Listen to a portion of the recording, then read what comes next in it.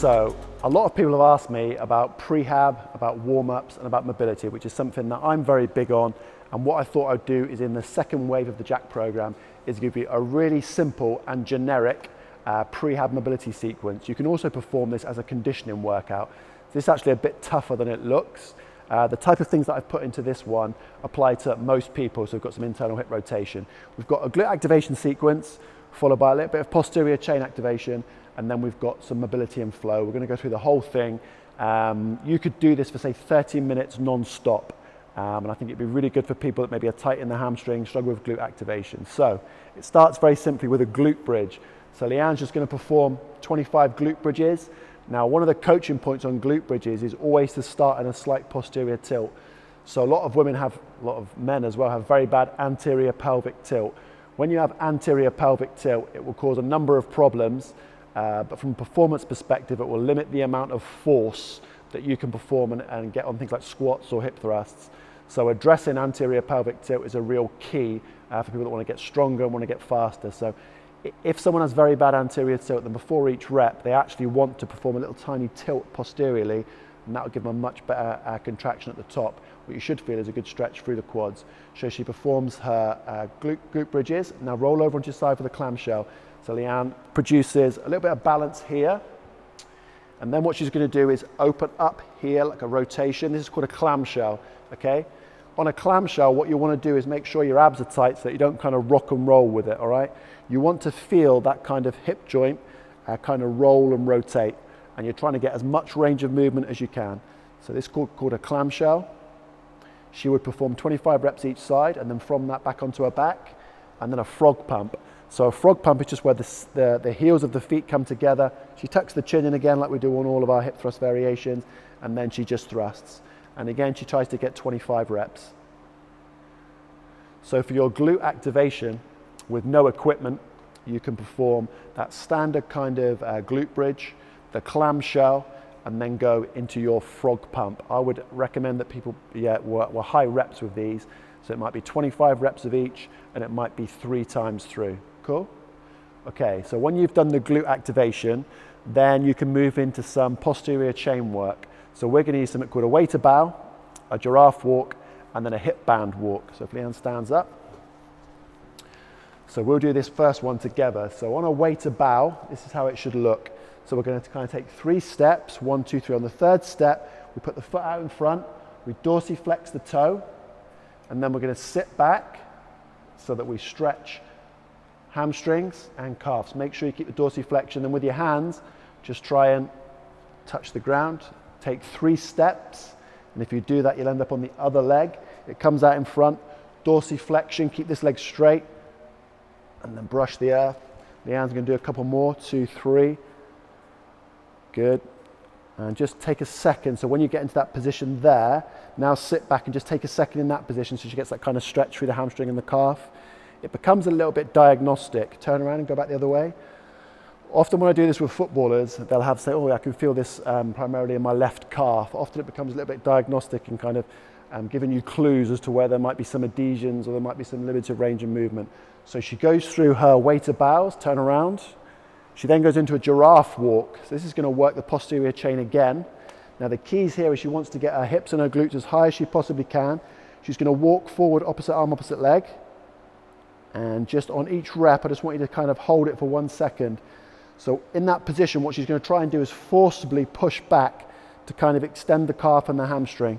So again, this becomes a little bit diagnostic, and that you might find, for example, I always find that my left calf is a lot tighter and I have to spend a few more seconds in that. So she's going to do her giraffe walks, turn around and come back. So it's opposite hand, opposite leg. And what you're trying to do is really keep the hips as high as you can and stretch through that hamstring and the calf. Just give me a couple more. And relax. And then to finish it up, she puts the hip band on and she's going to perform that kind of lateral walk.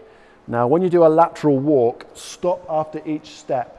So you actually give your body a chance just to kind of know what's happening. All right, sometimes people are kind of racing through them. You won't really feel it the same. So she makes the movement, she stops, she comes in, she makes the movement, she stops. When you get tired on a hip band walk, you'll tend to stand up. because that makes it easier. You want to be in what we call the power position, or the 1/3 squat position. Just give me a couple more.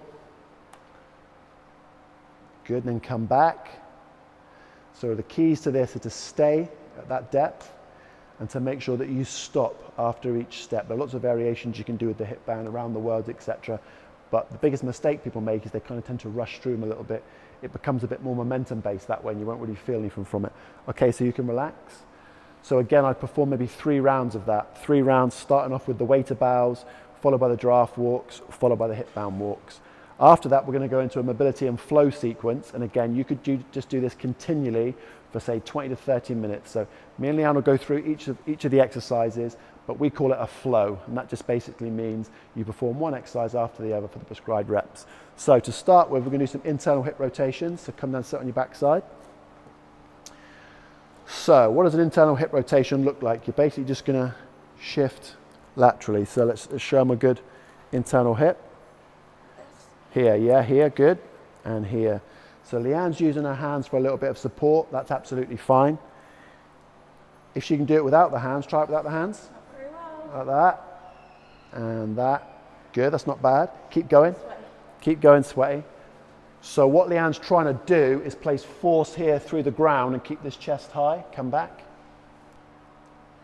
Good. Now put your hands behind again as a regression. So if you can't do it without your hands, use your hands. But there's force going down here, then she opens. Good, now stay there. So the second part of this exercise is she stays in that position, but she tries to open here. So she opens and comes back. Good, she opens and comes back. Good, open. Good, come back. Just give me one more. So she performed that on both sides. So there's your internal hip rotations followed by your openings. Good, and of course each time you do it, you're trying to increase the range of movement. Now for athletes and sports people that are interested in developing speed, what you will find is one of the limiting factors becomes your inability to achieve shapes, positions and movements. So you get restricted movements, that will impact force production, and that will definitely impact speed. So it's kind of a foundational quality to have really good mobility. Is it a bit boring? Yeah, it can be at times, but does it kind of pay dividends if you're into performance? Yes, it does. When people lose the ability to kind of internally rotate, it's correlated to a lot of hamstring injuries. So for people that have hamstring problems, internal and external rotation at the hips is kind of a key thing to pay attention to. So after she's performed those, she's going to come into a toe grab position, so stand up. And then she's going to grab the toes and sit into a squat position.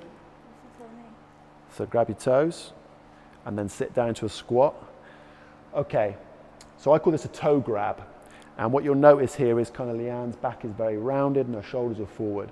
So what we want her to do is to try and forcibly sit down and then to kind of force herself up, okay? So if you imagine if she was at the bottom of a squat now, trying to get really good depth in her squat, she'd be rounded and it would load the back rather than load the quads. So what you typically find is that people will use a barbell and try and get arse to grass, as they call it, but they haven't got the mobility, and therefore it unloads the target area like the quads, the glutes, etc., and it will start to load and injure the lower back. From there, what she's going to do is stand up and stretch her hamstrings, keep hold of her toes. So she's now trying to round everything, okay? She's trying to create length through her back, length here through the lats, length through the hamstrings. She's then going to sit back down and try and reverse it again by pushing through here. So what we hope is she can sit a little bit deeper and she can open her chest a bit more. From that, we're going to add a rotation, okay? So our elbows come like this between our knees, and then we're going to try and have some fun with something called the QL, quadratus laborum. Your QL is a muscle that sits here and it gets very tight and it starts to jam everything down, and it will really impact your rotational power, often the cause of a lot of injuries as well. So she's going to take her right hand and she's going to rotate up to the sky and look over her right shoulder. It's not bad. Not bad. Good, come back down. So I'll do a side version for you. So we would kind of be here, and then here, and then here. And the other side. Good, just do 2 more. So again, your coaching points, try and be as deep as you can. And you want to have those shoulders kind of pulled back and your chest through. Do 2 more. Good, and relax. So from her toe grab, she's going to come into a standard groiner. So she goes into a push-up position. She's going to step forward. That's not too bad. So the knee doesn't touch the ground. And what we're trying to do is get as deep as we can. She pulls this leg back and changes side. And she's going to take a few seconds there and just try and let it open on its own. So sometimes groiners or mountain climbers are performed for like Tabatas and for reps. That's absolutely fine. Here what we're trying to do is just give the body a few seconds just to kind of open and to develop some range of movement. Now from the groiner, we're going to go into something called a side groiner. So she comes back to the start position. The right leg comes up to the outside. Remember this one? Now you spin on the inside. That's not bad. So with this side groiner, we're trying to get through obviously the side of the body. So a lot of people have tightness through IT band, TFL area, oblique area, glutes. What we're trying to get with this side groiner is we give her a few seconds there. Then she takes the top hand and she's going to be like a goalkeeper. I used to call these Brendans when we had Brendan at Torquay. And she reaches over. Okay, so now she's stretching the other side. She holds that position. She slowly comes back down. Good, bring the leg back. So I'll give you a demonstration on the side. So it would look like this, push-up position, side groiner. What I try to do is create a little bit of length here. Just give myself a few seconds. Take the top hand, reach over the top. Come back down, just give me a couple more, Leanne. Good.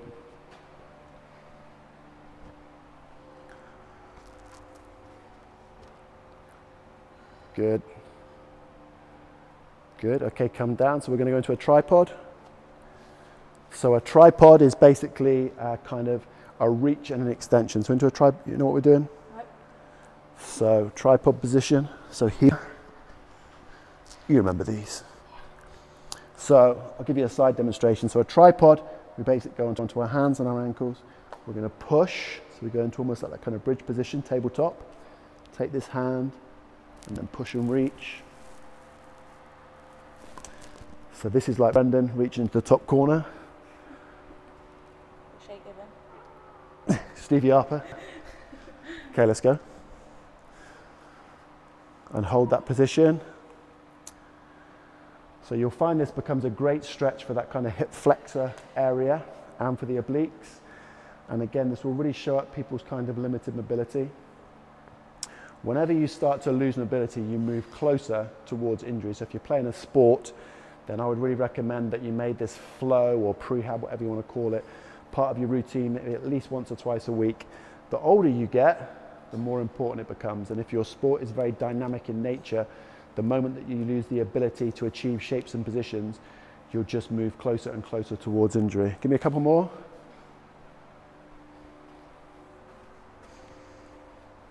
Good, so reach, good, nice shape. And one more. Good, and relax. So the last one on this flow is going to be a shin box. So this time we're going to perform that internal hip rotation followed by an extension, yeah? So here we go. Internal hip, and then she pops up. Good, not bad. So Leanne's using the hand. Let me give you a demo without. I'm just going to sit in front of you, all right? So we're just going to hit the internal hip rotation exactly the same. And then here.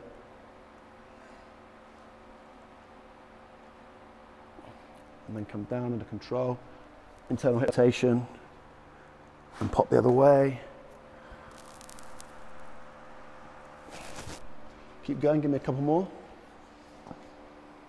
So when you add the kind of reach, what you'll find is you really get deep into the psoas and the hip flexors. Often people will find it makes their neck kind of feel much better and relaxed. That's often because the psoas is so tight, it's locked down the lumbar, which has a kind of connection obviously all the way up into the neck. So in a funny way, you'll find things like flow are actually really good for releasing your neck. You often feel like little pops and cracks and stuff.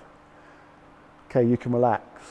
So that is an optional glute activation, posterior chain activation, followed by flow sequence. What would be the benefit of that? Well, it will provide some cardio.